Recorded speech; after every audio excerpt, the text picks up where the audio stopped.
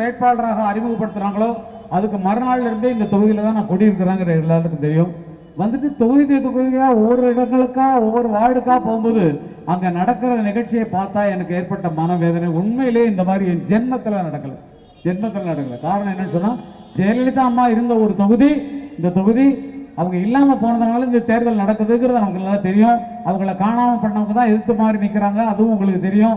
அப்படிப்பட்டவங்க நின்ன தொகுதியில் அவங்க கொடுத்த வாக்குறுதிகளை நிறைவேற்றலைன்னு பார்க்கும்போது ரொம்ப ரொம்ப கஷ்டமா இருக்கு. அவங்க என்ன தேர்தல் வாக்குறுதிகள் கொடுத்துருந்தாங்களோ அதே வாக்குறுதியை தான் இப்போ வர்றவங்கெல்லாம் கொடுத்துட்டு வராங்க. அதே பிரச்சனை, குப்பை மலை மாதிரி இருக்குது, தண்ணி பிரச்சனை, எல்லா பிரச்சனைகளும் இருக்குது.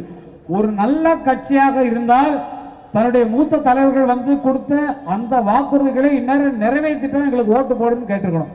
இத்தனை வருஷமா 50 வருஷமா ஆண்டு இருக்கிறவர்கள் திமுகவும் ஏடிஎம்கேவும் ஒரு மாற்றமும் வரவில்லை, யாருக்கும் எதுவும் செய்யவில்லைங்கிறது நேரடியாக பார்த்து நான் கண்ணீர் வடித்தேன். நிஜமாக ஆள் இல்லாமல் இப்படி பண்ணி அவங்கள சாவடிக்கிற அளவு அவங்க பண்ணிருக்காங்க. இன்னைக்கு போட்டீங்கன்னா அது மாதிரி ஒரு டம்மியை பண்ணி வச்சுட்டு அழுதுட்டு உட்காந்துட்டு இதை இப்படியா ஓட்டு கேட்கறது.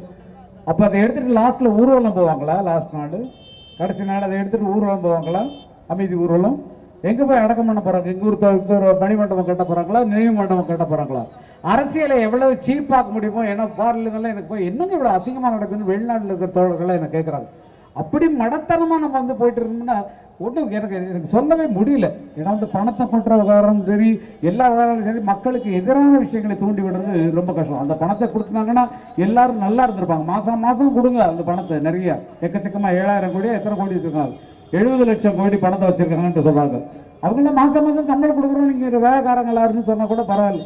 நிஜமா மக்களை எப்படி நினைக்கிறாங்க, பிச்சைக்காரங்களா இருக்காங்க. நான் என்ன செஞ்சாலும் அந்த அம்மா கொண்டதெல்லாம் அதெல்லாம் மறந்துட்டான். ஒருத்தன் எவனா கேள்வி கேட்க முடியுமா? அந்த அம்மா கொண்டதெல்லாம் மறந்துட்டான், துட்டை கொடுத்தா அந்த பிச்சைக்காரன் எனக்கு ஓட்டு போடுவான்னு மக்கள் அப்படி நினைச்சிட்டு இருக்கிறது ரொம்ப தவறான செயல். அப்படிங்கிறது ஒண்ணு.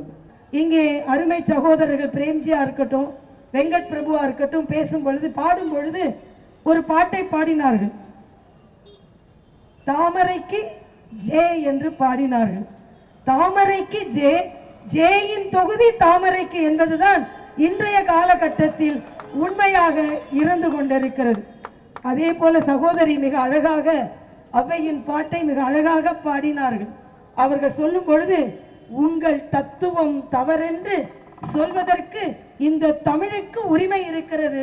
தமிழகத்தில் உங்கள் அனைவரின் தத்துவமும் தவறென்று சொல்வதற்கு இந்த தமிழுக்கு உரிமை இருக்கிறது என்பதோடு மட்டுமல்ல, தவறு செய்தால் அதை தெரிந்து செய்தால் தேவன் என்றாலும் விடமாட்டோம், தினகரன் என்றாலும் விடமாட்டோம்.